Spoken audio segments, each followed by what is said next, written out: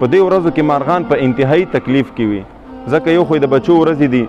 د هغې مشکلات دي ورباندې. دویم په دې ورځو کې هغې ته چېرته اوبه نه میلاویږي د څکلو، یخې اوبه هغې ته نه میلاویږي. دی چې تږي شي ما تا ته دا نه شي ویلی چې ما ته اوبه راکړه، دی چې وږي شي ما تا ته دا نه شي ویلی چې موږ ته خوراک راکړه. نو موږ او تاسو باندې اشرف المخلوقات باندې دا فرض دي چې د دغې نورو مخلوقاتو خیال وساتو. سره موږ دغه یو څو لوښي راډک کړه او موږ ویل چې دې مارغانو ته د اوبو بندوبست وکړو.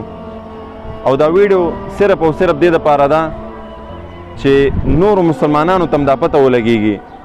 چې په دې ورځو کې مارغانو ته د اوبو ضرورت دی او دا په موږ او تاسو باندې حق دی چې د دغې ځناورو خیال وساتو. دې دپاره موږ دا ویډیو ونه کړو چې موږ آیا تاسو خپل ځان وښایو چې موږ هم ډېر د ثواب کارونه کوو او ډېر ښه کارونه کوو. دا زموږ مقصد نه دی. مقصد صرف او صرف دا دی چې نن موږ دا کار وکړو، سبا هر مسلمان راپاسي د کوټې په چت باندې یو لوښی داسې کیدي چې د هغې نه مارغان اوبه څکي، لږه دانه کیدي ورسره چې د هغې نه خوراک کوي انشاءالله. السلام علیکم ورحمت الله وبرکاتو. مسلمانانو ورونو چت باندې ولاړ یو او دغه یو څو لوښي فالتو را پیدا کړي دي، اوبو نه هم ډک کړي دي او په دې باندې څه کوو؟ دا دې دپاره موږ په دې کې دا اوبه اچولي دي چې د ګرمۍ موسم دی، انتهایی تیزه ګرمي ده او تاسو ته معلومات دی چې انسان دا کوشش کوي چې په کومه طریقه د دې ګرمۍ نه ځان بچ کم او ځان دپاره کله د یخ اوبو بندوبست کوي، کله د یخې کمرې او کله د یخ پکې او کله د یخ شربت. خو چېرته موږ سره دا فکر پیدا نه شو چې په دې دنیا کې نور مخلوقات هم ډېر زیات دي، د الله رب العزت ډېر زیات مخلوقات دي چې په هغې کې یو مارغان دي. په دې ورځو کې مارغان په انتهایی تکلیف کې وي، ځکه یو خو د بچو ورځې دي، د هغې مشکلات دي ورباندې. دویم په دې ورځو کې هغې ته چېرته اوبه نه میلاویږي د څکلو، یخې اوبه هغې ته نه میلاویږي. نو د دغې بنیاد سره په دغې بنیاد سره موږ دغه یو څو لوښي راډک کړه او موږ ویل چې د مارغانو ته د اوبو بندوبست وکړو. او دا ویډیو صرف او صرف دې دپاره ده چې نورو مسلمانانو ته هم دا پته ولګېږي چې په دې ورځو کې مارغانو ته د اوبو ضرورت دی او دا په موږ او تاسو باندې حق دی چې د دغې ځناورو خیال وساتو. دې دپاره موږ دا ویډیو ونه کړو چې موږ آیا تاسو خپل ځان وښایو چې موږ هم ډېر د ثواب کارونه کوو او ډېر ښه کارونه کوو. دا زموږ مقصد نه دی. مقصد صرف او صرف دا دی چې نن موږ دا کار وکړو، سبا هر مسلمان راپاسي د کوټې په چت باندې یو لوښی داسې کیدي چې د هغې نه مارغان اوبه څکي، لږه دانه کیدي ورسره چې د هغې نه خوراک کوي انشاءالله. په دې باندې به الله موږ ته ډېر ډېر اجرونه راکوي. کار هېڅ کار نه دی، دا یو څو لوښي دی او لږې شان اوبه دي او معمولي تکلیف دی، هېڅ مشکل پکې نشته دی او اجرونه یې ډېر بې انتها دي. ځکه حدیث کې راځي نبی کریم صلی الله علیه وسلم فرمایي لا یرحم الله من لا یرحم الناس. الله تعالی په هغه چا باندې رحم نه کوي څوک چې په ځمکې والاو باندې رحم نه کوي. ځمکې والاو نه مراد انسانان هم دي او ځناور هم دي، هر سا اغستونکی څیز د دې نه مراد دی. څنګه چې په موږ او تاسو باندې دا فرض دی چې د نورو مسلمانانو انسانانو خیال وساتو، دغه رنګې په موږ او تاسو باندې دا هم فرض دی چې موږ په ځناورو باندې خیال وساتو. او زیات زور په دې باندې ځکه دی چې د انسان ته څه مشکل راپېښ شي نو انسان سره زبان دی، انسان بل ته خپل مشکل بیان کړي، مسله حل کړي. د دې ځناورو خو زبان هم نشته دی، دا خو ډېر بې زبانه مخلوق دی، ډېر عاجز مخلوق دی. دی چې تږي شي ما تا ته دا نه شي ویلی چې ما ته اوبه راکړه، دی چې وږي شي ما تا ته دا نه شي ویلی چې موږ ته خوراک راکړه. نو موږ او تاسو باندې اشرف المخلوقات باندې دا فرض دي چې د دغې نورو مخلوقاتو خیال وساتو، ځکه دا زموږ او ستاسو فرض دي او اجر پکې دومره بې انتها اجر دی چې یو واقع ډېره مشهوره واقعه ده چې دوه ښځې وې او یو ښځه چې وه دا ډېره نیک عمله وه، ډېره منځګزاره پرهیزګاره ښځه وه، باحیا ښځه وه. ټوله شپه به هغې عبادت کولو، نفلونو تهجد به یې کولو، د قرآن تلاوت به یې کولو، د ورځې به ټوله ورځ به د هغې روژه وه. یو ښځه وه چې هغه ډېره ګنهګاره وه، بې پرده وه، بې حیا ښځه وه. په دې دواړو کې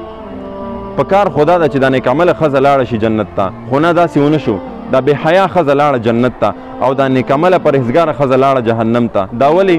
دا صرف او صرف د یو ځناور د وجې نه. پرهیزګارې ښځې سره وشو داسې چې هغې په کور کې څه ځناور ساتلي وو، مارغان یا څه شی ساتلي وو، یا چې هر څه یو پیشو راغله هغې دې وخوړه یا دې ته څه تکلیف ورکړو دې پرهیزګارې ښځې ته. نو دې ښځې داسې کار وکړو چې هغه پیشو یې راونیوله، بند یې کړه او په هغې باندې شپې ورځې تېرېدې، نه یې اوبه ورکولې نه یې خوراک ورکولو. هغه پیشو لاړه د لوږې او د تندې نه مړه شوه. او دا بې حیا ښځه چې وه، ګنهګاره ښځه چې وه، دا جنت ته لاړه د یو سپي د وجې نه، د یو ځناور د وجې نه. هغه څنګه؟ دا ښځه یو ورځ په لاره باندې روانه وه، په لاره باندې روانه وه او